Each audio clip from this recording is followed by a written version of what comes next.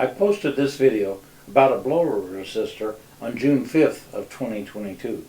Although I explain the electrical diagram and how it works, I've been asked to show how to actually use a multimeter and where to test it.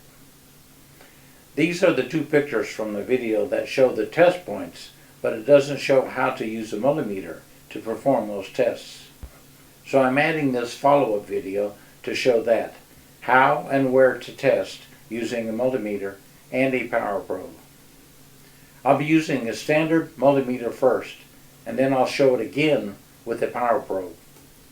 Keep in mind a good test value for power on a fully charged battery would be 12.6 volts. And a good test value for a good ground would be less than a half a volt, or very close to, but not equal to zero. It's important to leave the connector connected, otherwise you would not have completed circuits. To test the power inputs, hook the meter up like this. You should get system voltage at both pins, and remember, this is key on. To test the ground inputs with the connector still in place, hook your meter up like this. Now it's important here to remember two things. The key is on, and the blower speed switch routes ground to each pin separately as it is selected. So first identify which pin corresponds to each switch position and test one at a time.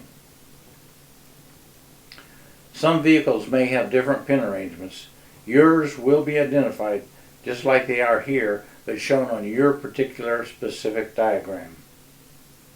Some of you may be using a power probe. If you're using a power probe, a good test value for power would be 12.6 volts and a red light and a clear tone. All three are important. If one of those is missing, there is a problem on that particular part of the circuit. And a good test value for a good ground would be less than a half a volt, preferably 0.01, and a green light and a clear sound. All three are important. If one of those indicators is missing, there is a problem on that particular circuit.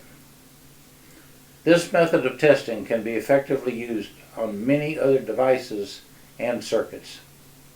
Stay tuned for my video on how to effectively use a power probe and what those three indicators actually mean.